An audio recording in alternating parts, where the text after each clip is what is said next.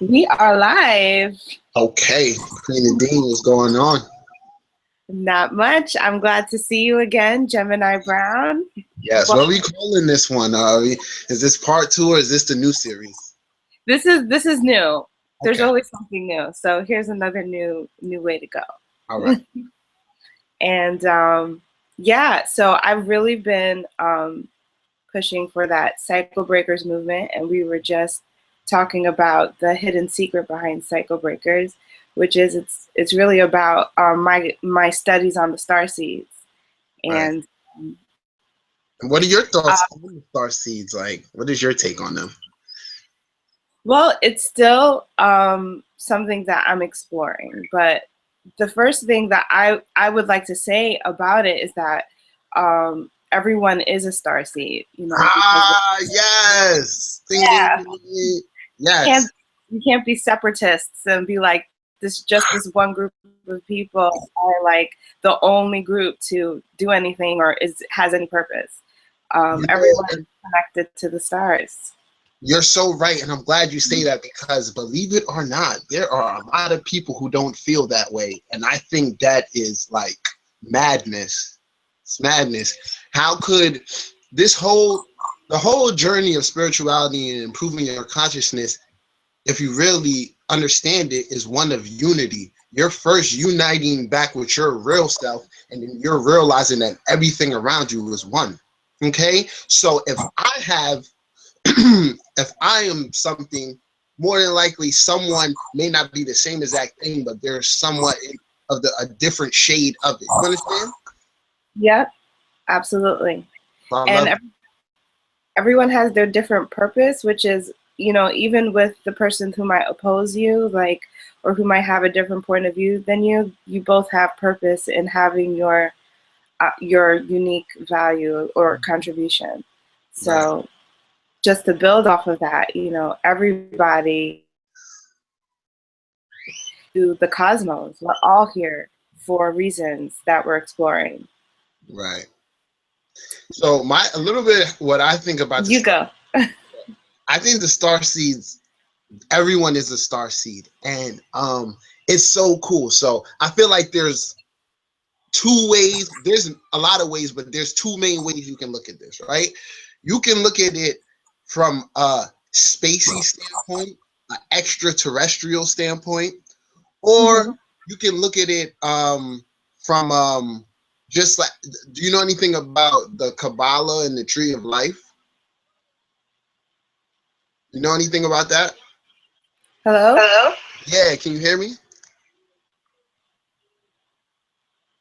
Hello? Yeah, sorry, your audio went out right where you Okay. asked the question. All right.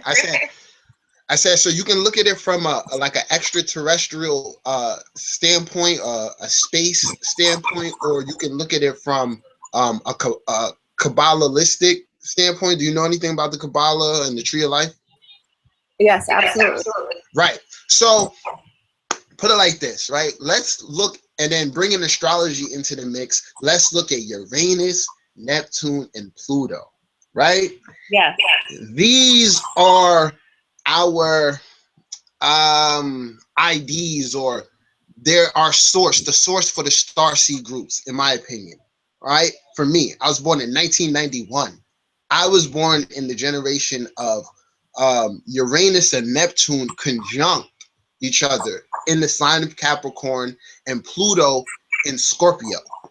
Now, for all we can look at Pluto as the world, like society itself, it's unconscious, it's karma, right? We can look at everything that's there. We can look at the outer planets as a whole like that, but Pluto really holds the weight, right? Right. So those born those born in that Pluto and Scorpio generation, I believe we're coming from a very karmic place, right? And our positions, and especially for those of us who were born, I think from like 89 to 91 or something like that, when Uranus and Neptune were conjunct, we're here on duty, right? We're here to work. We're here to show. What we do is not for personal gain. It's more like karmic debt. All right. So a lot of us who consider ourselves old souls, what a lot of what we're doing in this lifetime is finishing work that we started before. So that's one take that I have on it. I like that you said, um, that's exactly how I feel too about unfinished business. Hmm. And, you know, a lot of people that I have come across want to know more about their past lives. And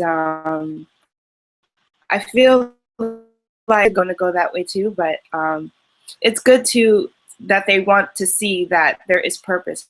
And I think that the reason that people are getting interested is because they feel like there is something here that I'm supposed to do. You know, the mundane world is just not working out, and they're just searching for answers. Right. Uh, and so we can see that even in our life, the things that we are feeling incomplete about, that these are the areas that we are here to create something with. Hmm. So we can go back and we can, you know, search for our past and our karma and what it is that we're supposed to be here for, or we can just move forward and discover it in that way too. So I just wanted to say that because I'm a part of a little bit older generation, just a few years more back, but still in the Pluto and Scorpio part of the transit. You know, Right. Pluto and Scorpio is like 83, 84, Hmm. I think. So, but a lot of folks who are, you know, going through what their Saturn return or 28 to 30, you know, we start to get into these feelings about how do we fit into this society and this makeup. You know, we're getting older now. You know, we don't look or like we are as successful as we should be or as people had expected us to be. I feel like that is an energy that's going on with, you know, the older crowd. So what I'm saying is I can see from the physical and material world that there's a lack of understanding of purpose and generation and how we are all connected, or how we have energies that show that we are passionate about the same things. We Right. see that there are holes and gaps in the same areas of life. And this is how, you know, I would connect people who aren't as well schooled in the Kabbalah, and also, or, you know, haven't listened to a lecture about past lives, to just start connecting the concept of the generation or with the planets and with, you know, the people who they were born with, you know, and seeing how we are all connected and that there is something going on and that there is a need for change. Yeah, most definitely. As far so, you're what year were you born? I'm born 85. 85. So Uranus and Neptune were like it was in Sagittarius or something like that, right? What are your outer planets? Can you hear me?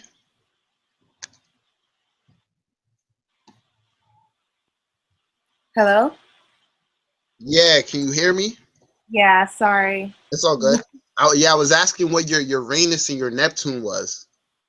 Yeah, they are a few degrees apart, so they're not like in a tight conjunction. Okay. What My sign? Uranus is 17 degrees, and my Neptune is 3 degrees. So we are. It's not very close at all. Okay. What's the sign? Let's see.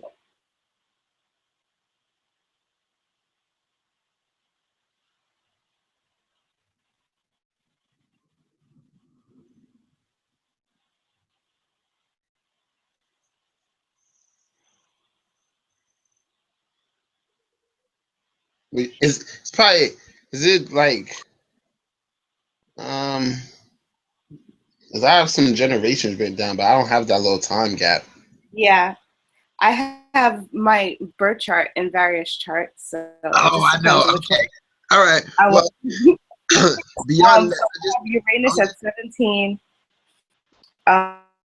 and I have Neptune at 3 degrees in Capricorn if we're looking at the Western Placidus.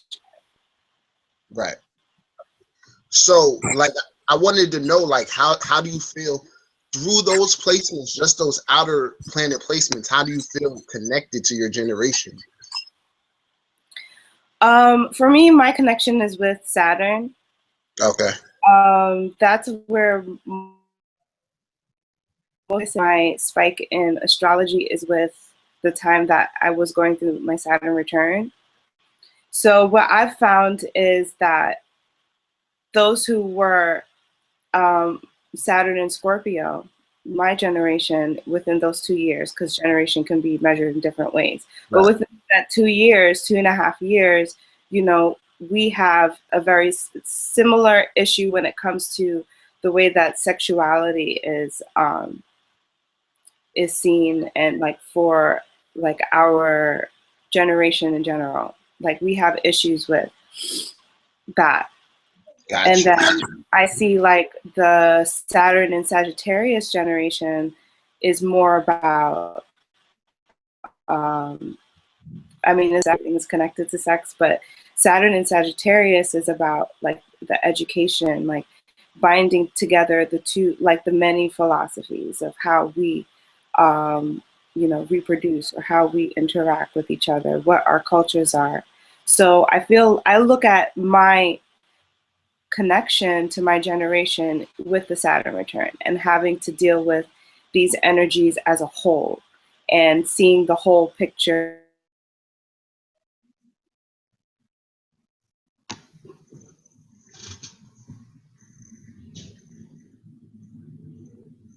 Mm-hmm.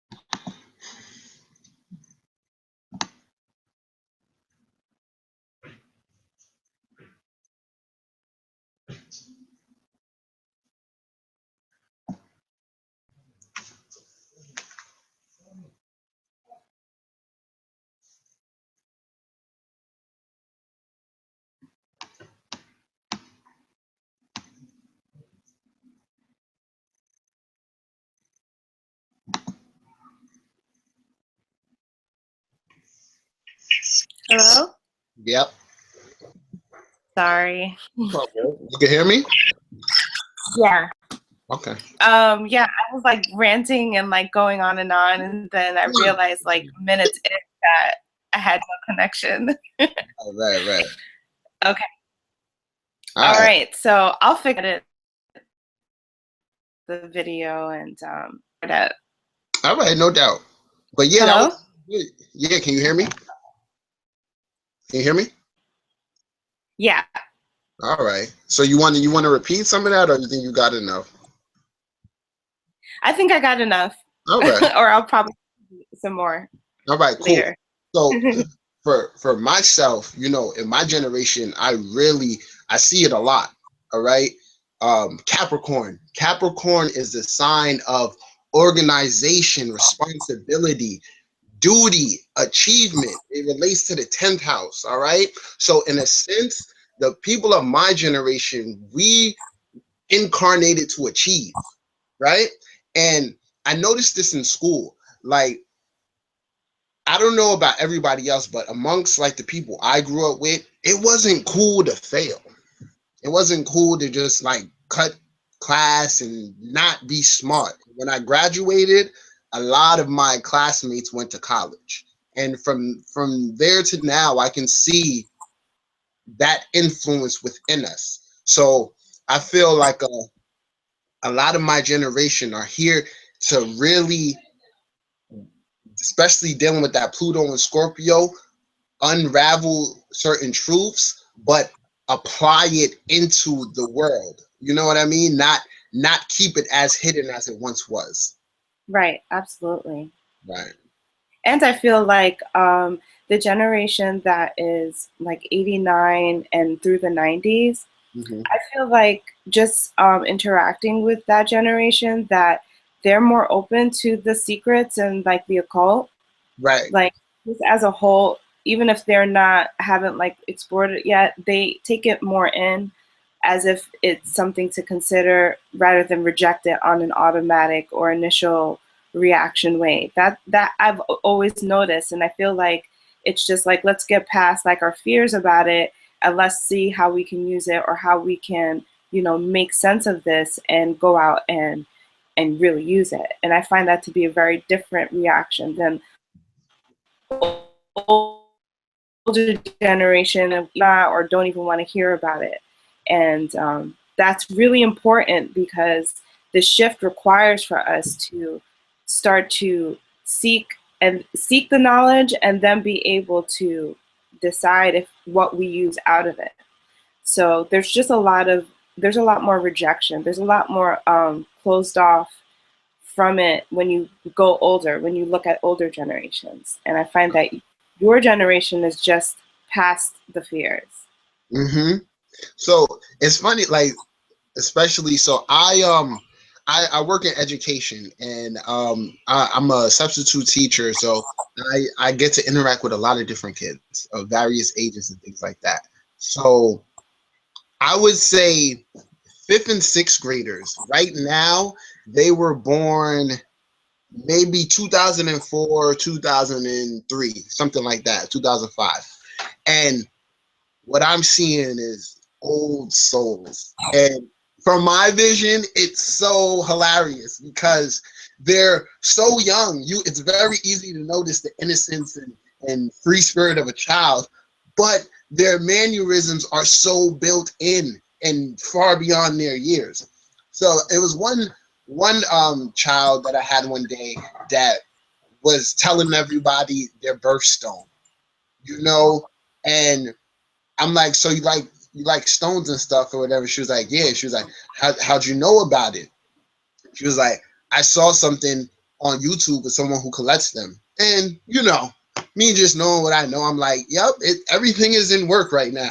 These guys haven't even really reached the actual age where they can consciously apply what they know. Right now it's just information. But eventually, in when they get older, they'll see, like you said, okay, what is right and what is wrong, and the thing about these older generations, especially being the age of Pisces. One second. Okay.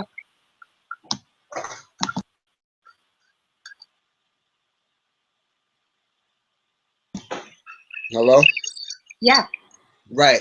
So they're a lot older, but the thing is, the way things are set up, especially for them to access their true potential, the way things are going right now, that won't actually be through the school systems and things like that, because everything that is being perpetuated by the media is being perpetuated in schools. I wonder if this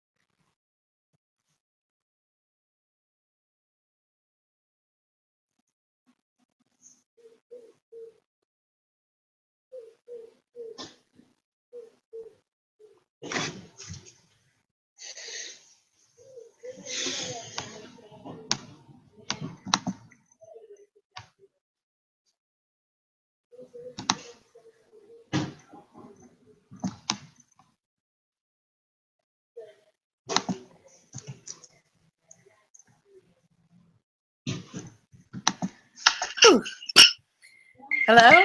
Yes. And we're back. Okay, we're back. So I was talking about how these younger kids are actually old souls, but the way in which society is presenting information, these guys will have to consciously make the decision for their own, but the influence that they're getting is going to be one that's kind of dumbing them down. And I say that because with people don't understand that technology, just like anything, is a double-edged sword, right? If you have things that make life more convenient, it requires you to do less. And in times of crisis, if you're relying on something to always do something for you, when that's not available, what do? So I feel like there's going to be a major drop off as far as just what we can call it common sense.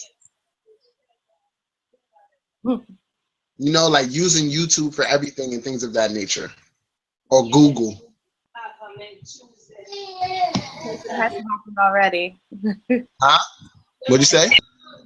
If that hasn't happened already. Right. It's just like this generation is born into it, so they know. Like for instance, we went to school where we didn't have iPads and you know all that technological things to help us learn. For instance, they give the kids a period in class, a period in school where they go on computers and play educational games. That could be spent actually working on mechanical skills, not clicking something. It's just a part of the learning process that I feel is being shifted, but not really for the better. Absolutely. And I mean, I think what is really happening is that we're recognizing it more. Like it's becoming more aware to us. Right. I feel like the learning process, honestly, from what I study, has always been very specific on what we are getting taught in schools. Mm-hmm. Even when you go all the way back, into the 60s, where we are fighting to be a part of an education system, integrated into an education system when we're talking about people of color. And what do those textbooks look like, and what were they teaching them? So yes, it's a double-edged sword, because we win in gaining, acceptance into the education system, but then we are also abiding by whatever they want to teach us. Basically, the education that we have undergone, meaning all star seeds, Mhm. especially those, born in American education system, there is a lot that has been withheld. There's a lot of misdirection, and Right, also very specific agenda on what is to be taught and what is not to be taught. And that's why the whole reemerging of occult knowledge like astrology and even things like numerology, right, these are not things that came out of the blue. These are ancient practices, and a lot of people don't even know how far back they go. right. So Interesting thing I know, speaking of numerology, is that Isaac Newton, the great scientist, in his life, he actually spent more time studying things like numerology than he did the sciences that they glorified him for. So he was very much an alchemist, and a lot of great scientists and things of that nature work. So speaking of the star seeds in education, that's another thing I wanted to talk about. I often see when there's videos out there like "Are you a star seed?" and things of that nature. It seems like star seeds are people who don't want to participate in the real world, and I don't hold that to be true. The thing is that once like these souls are old, so there are lessons that they don't necessarily need to learn, right? And school is a very trivial and strategic thing. You basically go there to learn discipline, right? But absolutely. when you come in with a certain level of soul maturity, you don't need to learn that discipline. You need to learn how to apply your natural creative energy. So I feel like a lot of the problems with the star seeds and wanting to detach is that there's too much Saturn, okay, and not enough Venus and Mercury, right? Yeah, The the star seeds are here to propel the world forward, right? But some way along the line, somebody put all these institutions and rules in place to monitor people and to, choose who they want to excel in society. So a huge part of what I feel like the problem is with star seeds being attached is that they're just not being watered. These seeds, these star seeds, aren't being watered the correct way. exactly, exactly. And I mean, everything that you say, I completely agree with, and I would build on like even like music in schools, or just more creative concepts. Right, Even like the idea of it being an after school program, like I think it's great. Uh, bring it in any way you can, but the truth is that it should be equally as important as learning at mathematics. Doing art and using the creative side of the brain is just as important. right, The concept of Saturn, I think, is really good. Great that you built on that because I studied that a lot. The cults who worship Saturn, the influence that they have on the education system, the influence that we have on um, really just streamlining the brain that is developing mm-hmm. to think and only desire a certain sort of answer as well, like very more sharp and logic Right, blinded. A lot of even the logic that is injected into our brains is not really true. Like it's still built off of concepts that I can only say generalized because I could go on forever on right, the different ways that mathematics is taught and how science is taught. Even there, it's still very left brained, and you can use more creativity in injecting into the way all of these subjects are taught to kids and developing their ability to think for themselves as well. Like when we train for exams and when you mm-hmm. have to memorize for tests, even though memorization is fantastic and very important to souls who are developing, memory is essential, but the way that we um, drive it in the education system is kind of debilitating. Very, very, and and honestly, it's just that that whole concept and the pitfalls in it is going to start to show itself, because really and truly, people are graduating from college not knowing a thing. Okay, you really only comprehend the things that interest you, right? So I know I'm really only interested in philosophy and literature, but I have to take 2 years of science and these other general studies just because, right? I'm I'm cramming through these, taking this test, and forgetting about it after that. Exactly.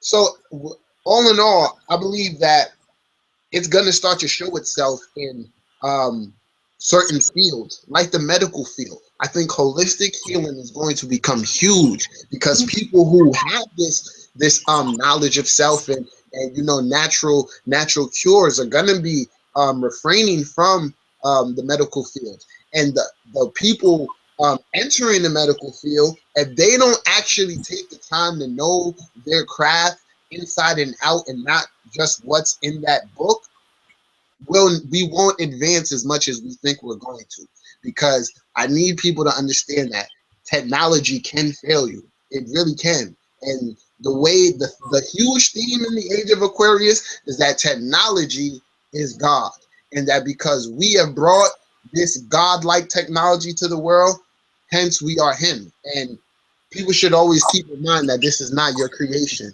We're just in it. Right. Right. Yeah. The Age of Aquarius. I'd like to know more about your. Are we in the Age of Aquarius? I mean, You ever or, take people where there's a technical standpoint, and then there's just a knowing standpoint, and you can say that we're at the end of Pisces, moving into the age of Aquarius, so they're clashing, and they really are, because religion is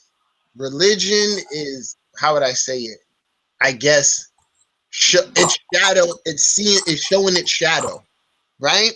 These pastors and all of them driving around in these fantastical, luxurious item with all these items are playing to the shadow self, and that is a huge theme of Pisces, right? You absolutely. you being within the church and everything that entails means that you see past the desire for material gain and all of that. But that's not what we're seeing. We're seeing you people thrive off of this. And the material gain is going into who? Self, not society.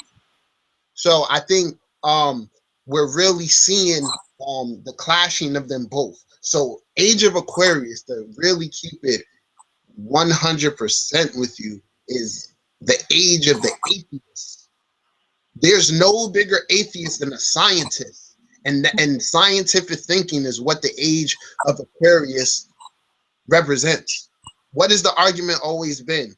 What is it? God versus science or whatever, right?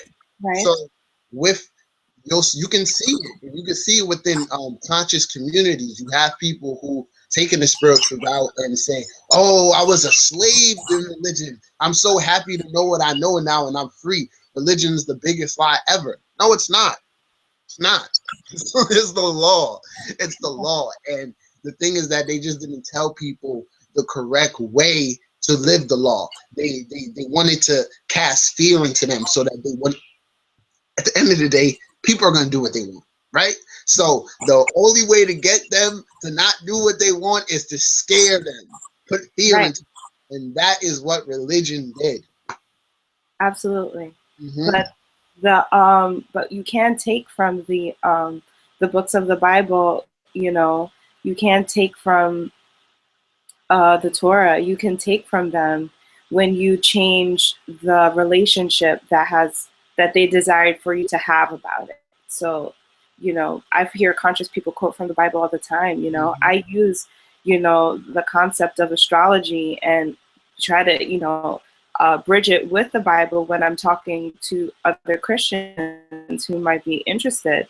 So once you change your relationship with it, you know, everything is really connected. That's always what I find to be the case. And you'll see the stories are, you know, the same and all of that.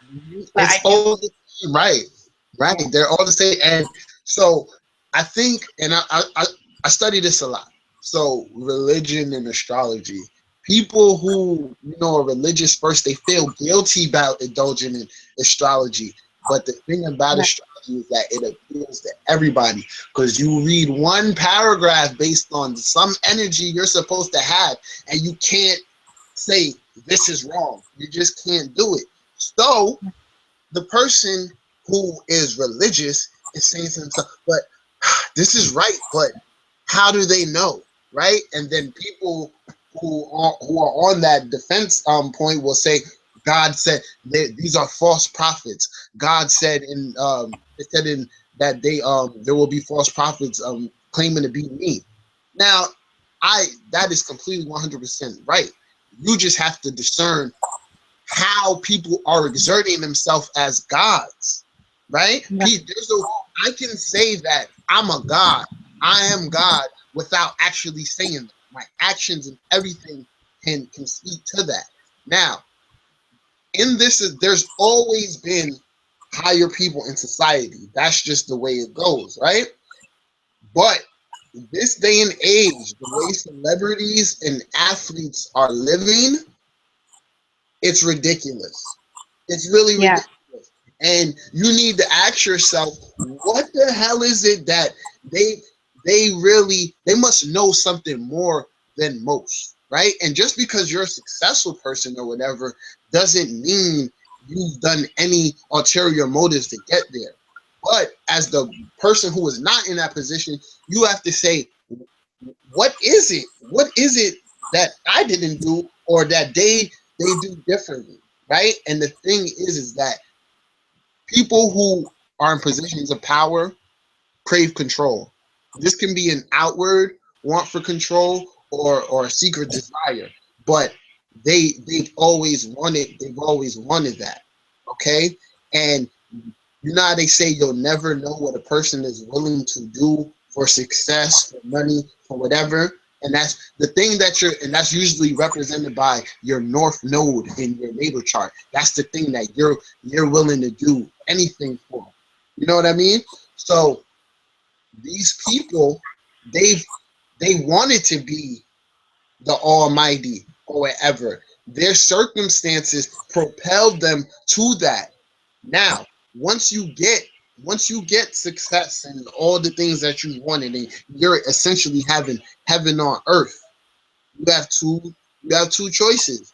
You remember there's someone up above responsible for this whole thing, or ego, which has grown enormous because anybody in a position of power has an ego. Don't let them tell you anything wrong, right? Now, it's just a matter of whether what your ego is saying to you. Is your ego telling you all of this is because of me? I'm a huge to the world. So that's what it really boils down to. When you get the things, the heaven on earth, are you grateful for it, or are you selfish? Do you believe that this is all you? right, right. These are all Age of Aquarius themes. So with your question, this is tying into your question of saying, are we in the Age of Aquarius? We're in the Mhm. intersection. We're going into it. We're going into it. Yeah, Mhm. yeah, absolutely. It And we started. see us, Started. mhm. And we see what we have to let go of as we go into the new. Absolutely. I feel like in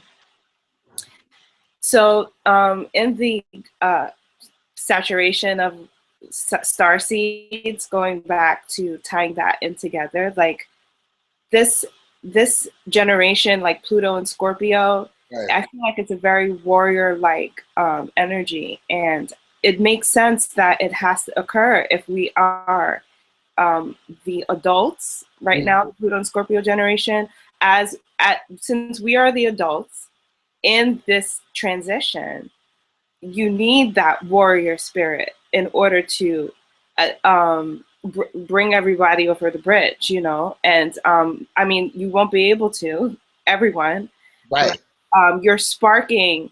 And I feel like that's really the idea of star seeds, is to shine so that you shine and let other people be able to shine too, and inspire others to shine and inspire other people to awaken their own purpose and connection to the cosmos. So this whole Pluto and Scorpio generation are what, you know, is the cliche idea of the indigos. I feel are that warrior spirit who are coming in and like really just no holds bar, wanting to destroy what is not working and wanting to establish what can work for us. And that's why you have these different warrior spirits, ones who want to break everything down and tear down the structures. And then you have the warrior spirits who want to create new ones. Right. But then you find, you know, the kids born in the 90s are even more unique in what they already embrace about the new. So when they become adults, like, and as they are becoming adults, they are going to help bring in more establishment, even more so. And then when you find the kids born now, you know, within the last few years of the Uranus square Pluto, I feel like they're beyond the fight. I feel like they're already revolutionary. They're born that way. And I feel like this generation that is being born, that was born and is being born, are really one of the most unique that we will find. So as and then they call those, wait, I don't know, like the crystals or the rainbows. There's different cliches to star seeds if you do understand star seeds from a, you know, from different ways of knowing about it. So what I'm trying to say is that you see that everyone has their own purpose, and the energy and the Saturn structure that we have to grow up in allows us to be able to see as we become adults, as we mature, what is it that we are really here to do about that structure.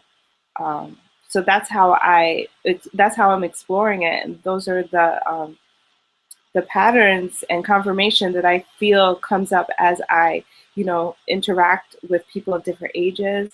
And I even find that I had an opportunity to be with kids who were 3-year-old, 4-year-olds for about a year or so, and they are really unique in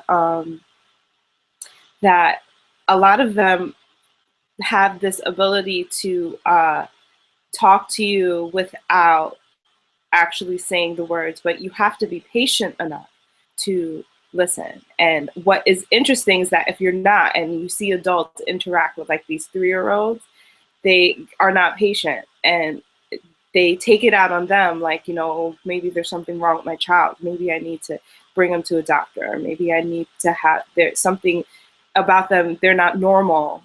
And I think this is going to be overall, but where I see it a lot in the 3-year-olds and the parents that I interacted with was some are parents understand and they're patient, and you find a different kind of language happening here. And then some parents really don't understand, and they're a little erratic about the behavior of their 3-year-olds. And I just, you know, on the backside observing, like, that's interesting. So Definitely. that's why I say One of my whole like liking teaching the astrology, and is that you have something wrong with hearing myself, and I wasn't hearing myself before. It's like a feedback. you're hearing yourself now. Hello? Yeah, No. can you here? All Let right. me, maybe that will help. Right. So one thing about astrology that I really, really like is that for this generation of people studying it, parents, right, that are giving birth to, like you said, these kids born in during that Uranus square Pluto. With your knowledge, you're supposed to understand that child more. Okay? So if they're doing something you can't understand, use astrology. to break that down, right?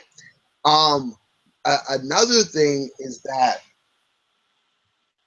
fundamental, you thinking something is wrong with your kid, that is the leading way that most people get prescribed on medication that they don't need, right? I'm Exactly. not really a believer in ADHD and things like that, okay? And that should be treated with the medications and stuff. Because if you talk to anyone who's been through it, they feel like a zombie, and nobody should feel that way, okay?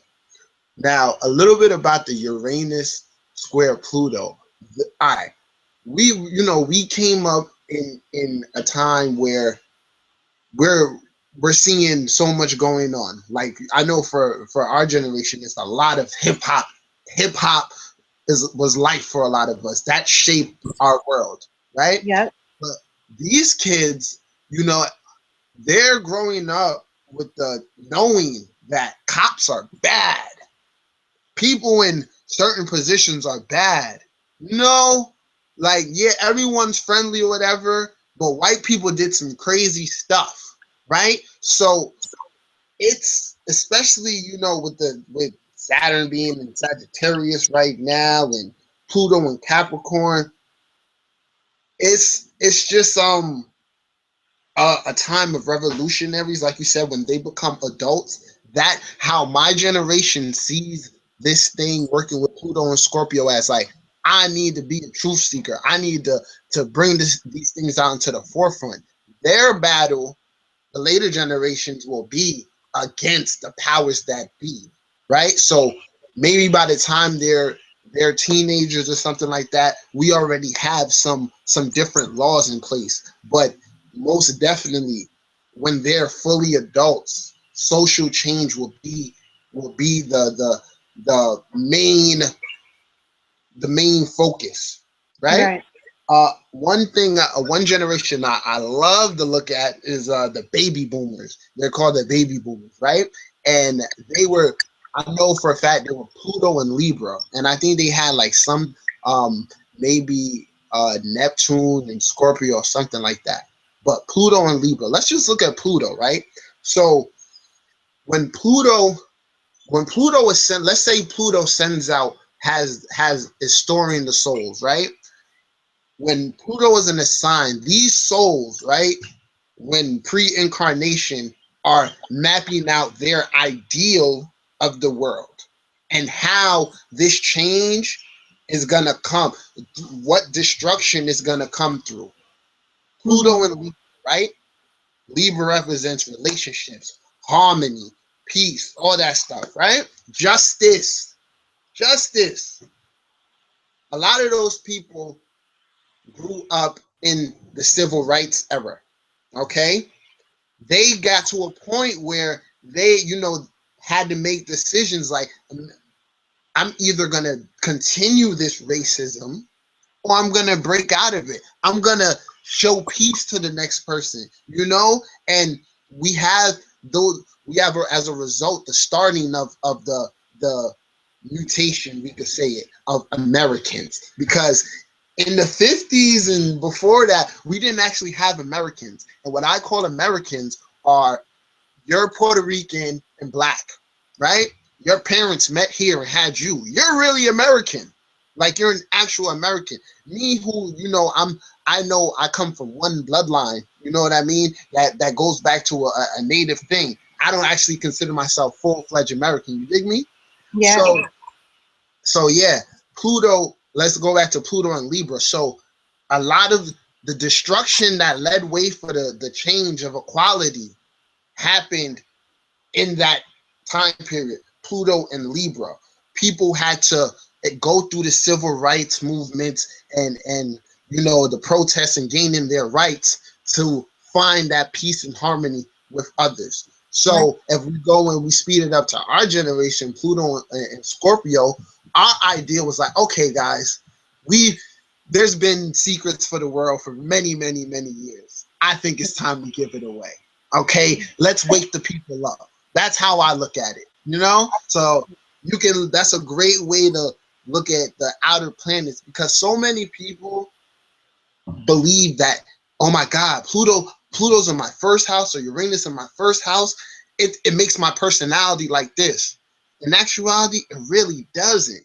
It's shaping your reality, right? But Mars, Jupiter, Venus, Moon, Sun, Mercury, these are your personal planets. Right. These are your personality planets. So it's really cool. I love looking at astrology from this standpoint. Absolutely. Yeah. And I agree. When looking at the chart for Uranus, Pluto, and even Saturn, I feel like Saturn's on the brink of personality and generation, because it is that bridge where you don't see the rest of the planets. But all of those planets that we actually can't see, they are more generational, and it still impacts you, but you have to think of like yourself as the actor in the play and see how, like if you look at Pluto as like the play or the state, the script, and you're playing a character in the script of that generation. Yeah, definitely. No, that makes a whole lot of sense. That's a great way to look at it. It really is, man. And I, like I said, I love it because it relates back to why it overall having this knowledge makes you more grateful and understanding of other situations. You'll be like, why why is why are these people in this particular kind of situation? You go look at their chart and be like, okay, I can see some things are destiny. You know what I mean? But we still have free will and stuff. But it's just while we're on course to destiny, the choices that we make lead us in the different directions. Right, absolutely. Definitely. And different directions is still destiny in a lot of ways. Right, yeah, it is. We have multiple ones. But like with your birth chart, it's like it's really letting you for me, it's really letting you know where your energy is divided up into. Okay? Mm-hmm. Where so people with stelliums, you're gonna have, and I have another thing I want to talk about too. People with stelliums think because they have a lot of planets in one house, that's their identity. No, you always want to be well-rounded in life, right? So if you have a lot of energy in one house, that means you need to get that energy out the house and split it up into the other ones. You don't want to be like, for instance, someone who has like 4 or 5 planets in the 10th house, right? Especially if it's an earth sign, that's a workaholic.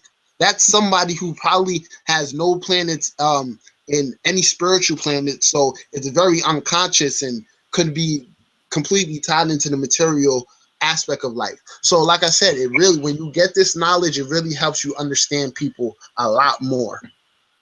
Absolutely. And you can be more tolerable of the different kinds of people you come across. How to approach them and things like that. Yeah, you're definitely right. Absolutely. So for the new generation of starseeds, I really think they have a lot of potential, but it's hard to discern what is correct when you spend 180 days a year in school learning things that become your truth, and then we don't know what your parents are instilling in you. So there's a lot of potential, like with people have in this generation with the knowledge that they have. It's up to them to pass it on to the children and make them well informed and pull them out of the matrix. Exactly. And you know what? I'd really like to say that I feel that the generations that are in coming into adulthood, right? We can use our creativity to appeal to the future, which are the children. Yes. And because that's what is being used against them. Yes. And if we don't combat it with our own, then they are going to probably fall victim unless they have very superior warriors building them up and keeping them protected. But they are very vulnerable to Saturn's world. And it's in the music, it's in the food, it's in, I'm going to say it's in the vaccines, even though that's controversial.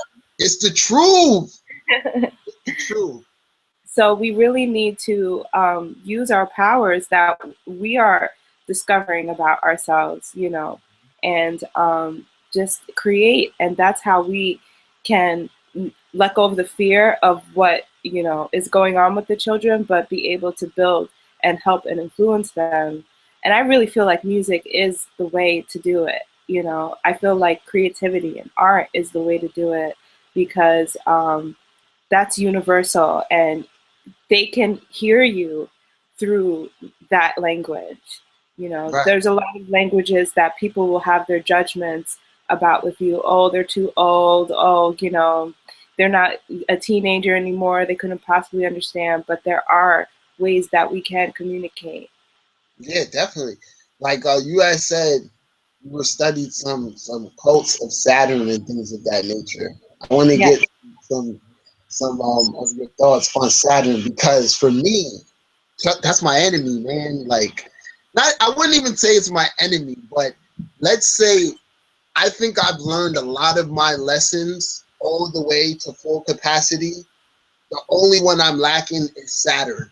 But how me myself personally, how I work for Saturn, because Saturn represents hard work and underprivileged people, right? So within myself and my incarnations, I've always made myself of service. Saturn wants you here to do things, but he wants you to do it a correct way. And he wants you to be tied into reality. He wants you to believe money money is my God. Money is what's gonna bring me happiness and doing the same thing over and over again. But it's not true. And that's why it leads to where you can say, where is hell? Where is hell? Is are we in hell or is heaven and hell intersecting? What is it? What's going on? So that's a little bit of my thoughts. I want to know your thoughts on Saturn. Yeah, I like your thoughts. They're similar to mine. I battle with Saturn too, and I think a lot of it has to do again with the deprogramming of you know, free will and believing in something, you know, outside of yourself. So we can use Saturn in astrology to help us understand what we need to, you know, really clean up and shape up and work on. But there are concepts of Saturn in which it is very much so a almost like a religion Mm-hmm. in order to abide by um, in a way I'm trying to find a way to say it so that I don't sound crazy, but in order to abide by a certain agenda, and Okay. it is spiritually tied to what we understand as souls and reincarnation.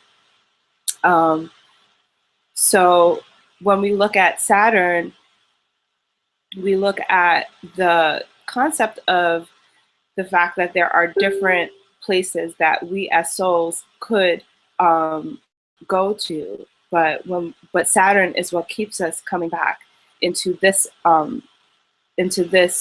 reality. Right. So when we're going into that kind of world, we're looking at people who who praise and who worship that idea and want to keep you into the same cycle of coming back into this reality. And so when we explore the concepts of heaven and hell, you know, we have to first detach from what we know of it in the fabricated Christian religion way, but Right. think about what heaven and hell would mean to you if you are being pulled back into the same reality and not at your own will. So we look at Saturn and I look at Saturn and I constantly battle with the concept of free will and what we have to do or something that we have to abide by no matter what. Like, even if you look at Saturn as the representative of Father Time, we Mm-hmm. cannot um, let go of time. We have free will, but we have free will in understanding what what time is and that it's there. So you have to work with it. You don't have the free will to destroy time, at least from what I know. Right. Uh, you know, so that's my relationship with Saturn, is that do we have free will? How much of it do we have? And we can determine that, but we have to understand more about that very powerful entity that people worship, and why do they worship it. It's not that you should worship it with them, but why do they? And who are these people? And where do they live? Party. What I'm telling you, you're saying all good things, and this is what we're telling you, you guys. Look around you, okay? Think, think critically. Who who would be? What does Saturn represent? Who would worship Saturn? How would they worship Saturn? How would they be of service to Saturn? Okay, for me, we can all look at it many ways, and you can go and take your sun sign, all right? Because in essence, it's because on the star seed end, right? For me, I know I pledge allegiance to my group, right? My generation. I pledge allegiance to them in that sense. I know who you guys are and what our mission is.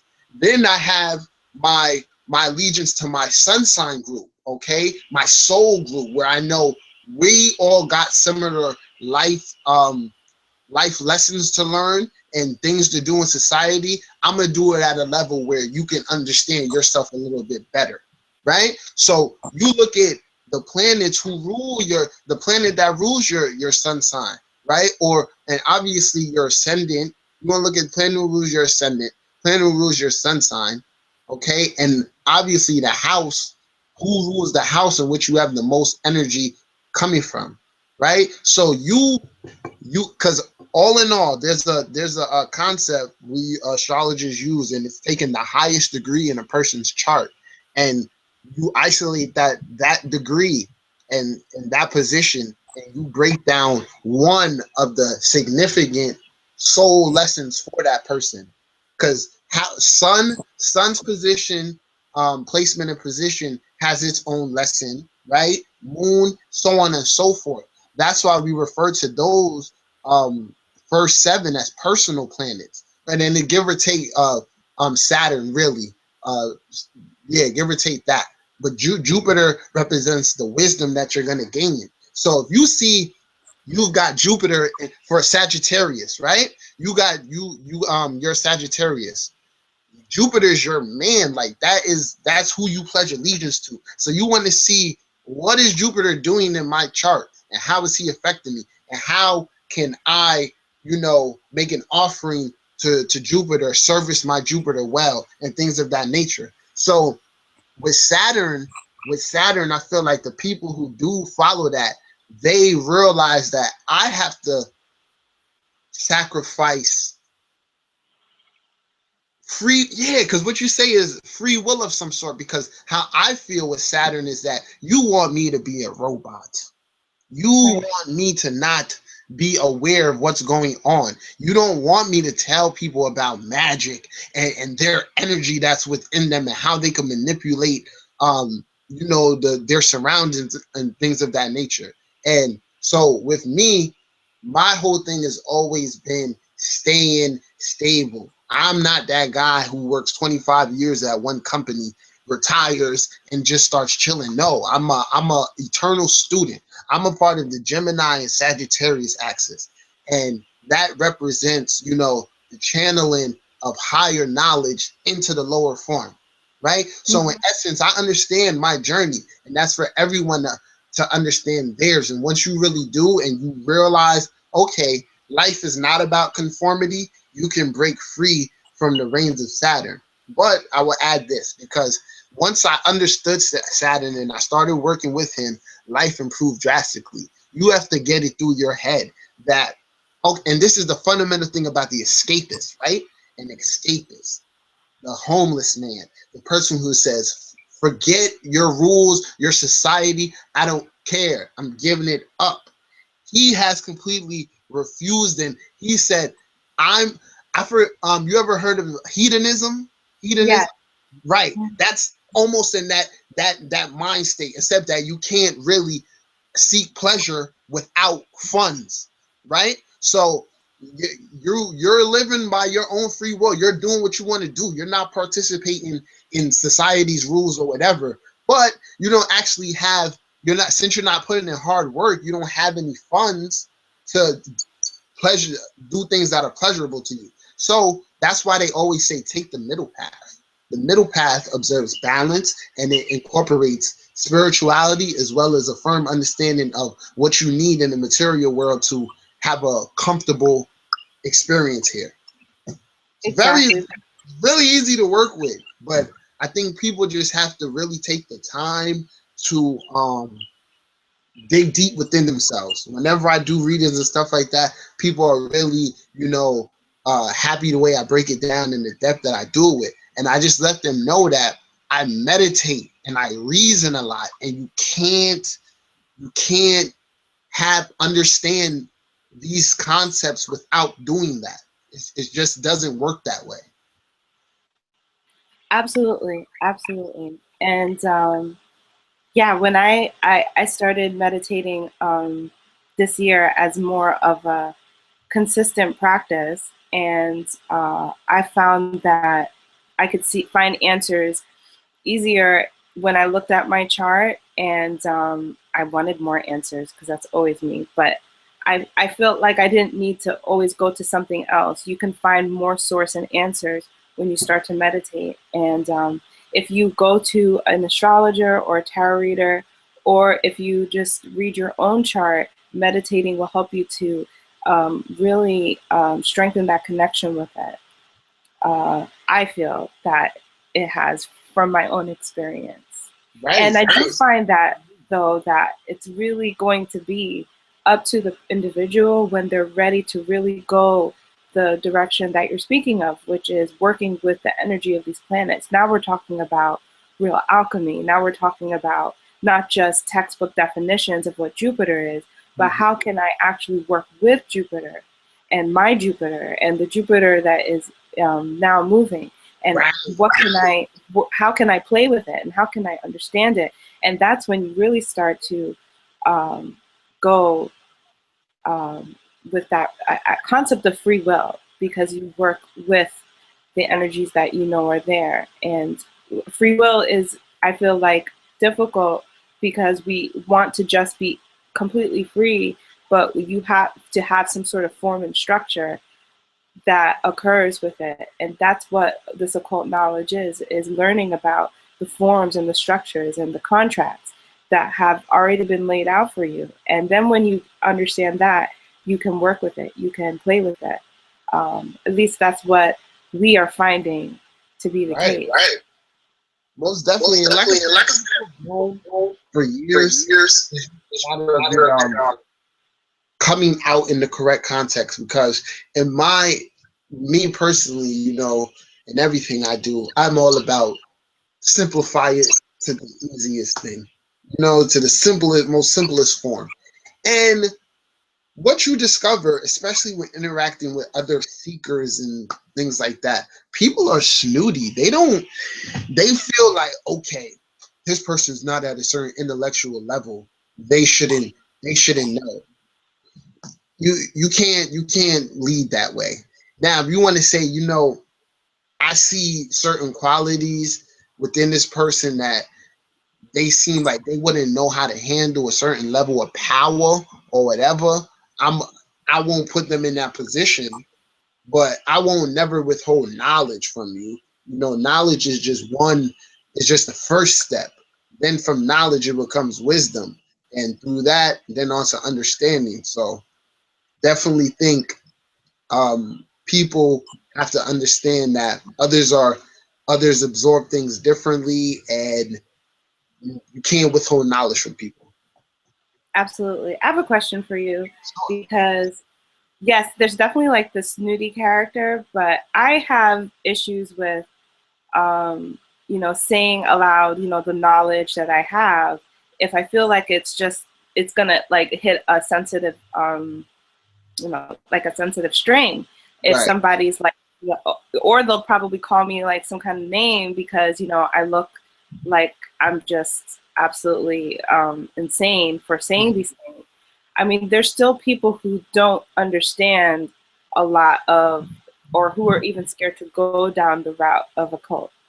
So I have maybe two questions, which is, do you feel like the occult should, I mean, yes, knowledge needs to be spread, but are there some secrets of the occult that you feel should only be for those who seek them? And how do you deal with people when you're spreading knowledge and they're just highly sensitive to what you are saying? Right. All right. So I'll start with the quote: when the student is ready, the teacher will come. So with um with me doing spiritual work and things of that nature, and watching all my gifts develop, right? You you realize, like, okay, this is acceptable for society, and this is something I only need to share with people who actually need this help, or people who are seeking this type of information, right? So those who are ready, you will run into the people that need the knowledge that you have. And you should, and once you're comfortable with your intuition, you'll know whether to, expose that knowledge to them. But there's definitely nothing wrong with encouraging a person to seek knowledge. Now, I could only imagine a person being sensitive to what I'm saying is if I'm coming off a little forceful with it. Because more times, if you let someone you're giving knowledge to kind of wants it from you, so they extend that invitation, like, hey, I want to know your insight on these things. I've never been really a go out there and just, I know this, I'm a preacher to everybody. More so, just let people see it in you and find out what they want to know, type thing. So those are my thoughts. I like that. And do Yeah. you feel that there are some secrets, some things about the occult that really should just be kept from people, until they maybe discover for themselves? Like, There's should it stay secret now that we are moving into okay. this new direction? In the occult, there are different levels of initiation, right? There are different paths you take. So if you're, let's just say hypothetically, you're on level 8, right? If you know a person is on level 1, there's no way in hell you should be telling them level 4, 5, 6, 7, 8 information. That just wouldn't make sense. You know what I mean? Yeah. Yeah, right. So I guess I'm saying it should be hidden until they are ready to receive that knowledge. You can't hit somebody over the head with it. It kills it for them. Like, especially with me being a teacher and the way I teach in all forms, I don't tell you things. I lead you to it. So I may ask you a lot of questions, but that is just an old method. I think, yeah, that was invented by, like, Socrates, part of the Socratic method. You ask questions and let the person bring the information out of themselves. So, yeah, like I said, if I'm on level 8 and you're on level 1, I'm not giving you anything past level 2. Right. So you meet people where they're at, basically. Huh? Meeting Yeah, people yeah. I where they're meet people at. where they're at. Yeah. Right. I like that. And I feel like that's I definitely, do astrology videos for now. yeah. You know what I mean? I was going to say that I feel like there's a lot of people that really need to hear that, including myself. And when you're a little bit more of a fiery individual, Right. we got to learn how to channel it in a different way. And it's exciting to have new knowledge and bring it forth, especially because you're excited about it, hmm and care about people. And I Right. feel like that is why you see, well, there's a lot of reasons why the conscious community and the concept of conscious is arising at such a fast rate. And a lot of it is that excitement about learning new things and wanting to tell the people that you care about. And I've even come across and I attract a lot of fiery individuals like myself because I have a lot of that energy and influence. So it's okay to be that way too, but we have to learn how to channel it in a way that we meet people at where they're at, and don't come off too forceful. Otherwise, then the whole point of you wanting to reach and to connect with people can be completely, it can be a martyr to, you know, what you, how you feel about it. So I feel like there's an energy that is brewing. Are a lot of coming there who are becoming knowledgeable, and there are different ways that they are giving it out, right? And Right. yes, they're shining. They are the star seeds because we are the star seeds. Everyone's the Right. star seed, and we're all igniting each other in our own ways.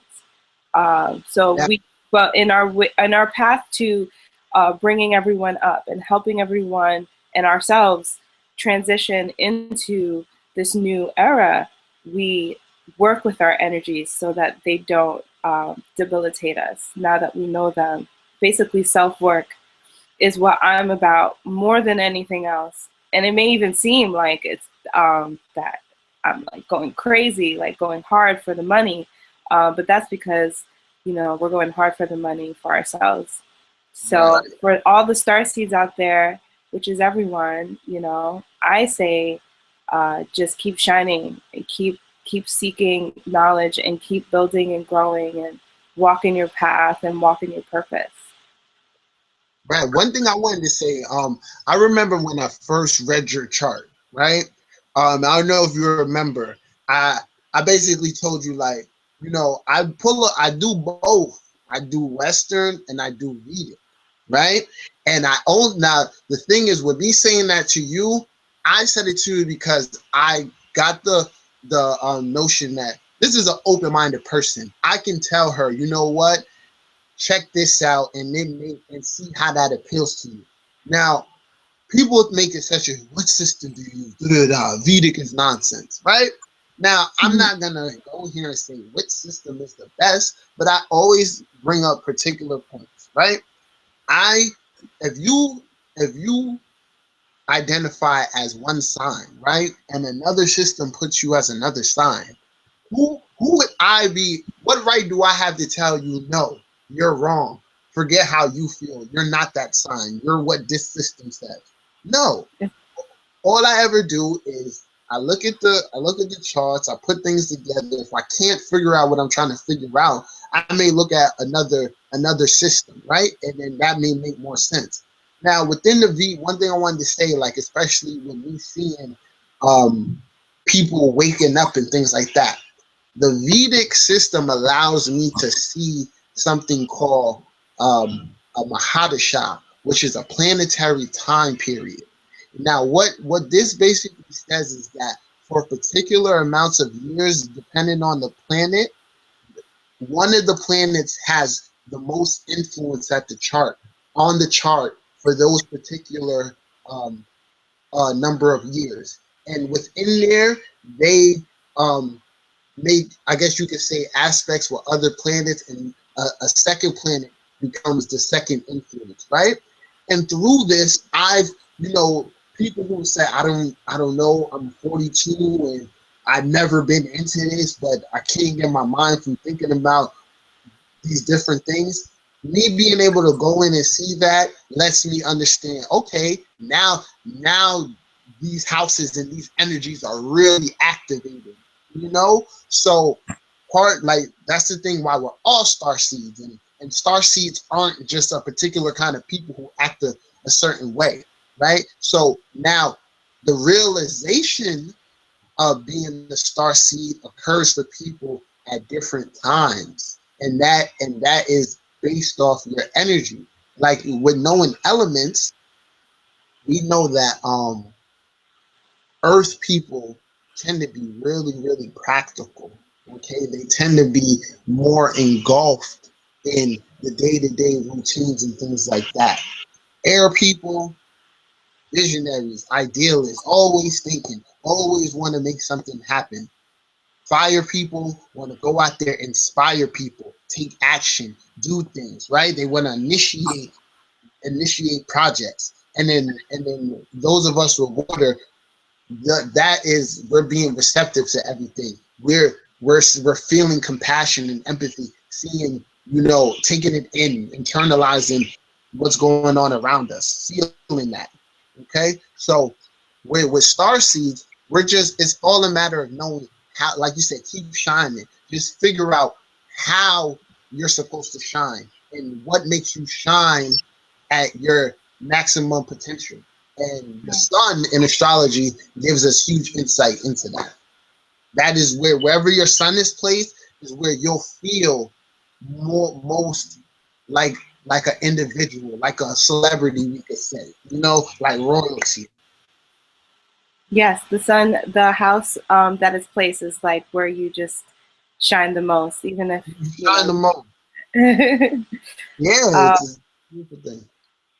and I mean, I just wanted to touch on like what you were saying about, when you're looking at astrology, for instance, whatever kind of chart you like, whether it's Vedic or tropical. I even and want to explore the 13 signs chart, and I even have started to. I enjoy being diving into deeper holes of things, and I'll confuse myself because of it, because I just love exploring. I have that curiosity to know, okay, well, what does this chart say about me, and what does this one do? But yes, if you are not in that energy and that doesn't work for you, to choose the one that you really most resonate with, and use it. We are here to discover our powers, really, and remember Yeah, them. yeah. Remembering key thing. Word. This was a dope video, man. If we were gonna continue this, I guess we could do our next one like on the different indigos, the crystals, and things like that. Yeah. Let's touch on that more. Because I also wanted to talk about the dwarf planets, and I have been studying that, and there's some interesting things that I want to bring up. So, on the next one. All right, most definitely. All right. Well, this was a lot of fun. Definitely. Always, always. Always my pleasure. And I really am looking forward to your mixtape. So just let me know when that comes out. All right, yeah. It's like this right now. I'm just trying to, I really want to figure out a good way to promote it. Okay. So once I figure out the promotion, it's pretty much all done. I just got to figure out the promotion. Fantastic. Yeah. Well, I'll be there. I'll definitely be waiting to hear, to press play. All right, honey. This was Thank you fun. Good so much. talking to you. All right. We'll talk later. Bye. See you later.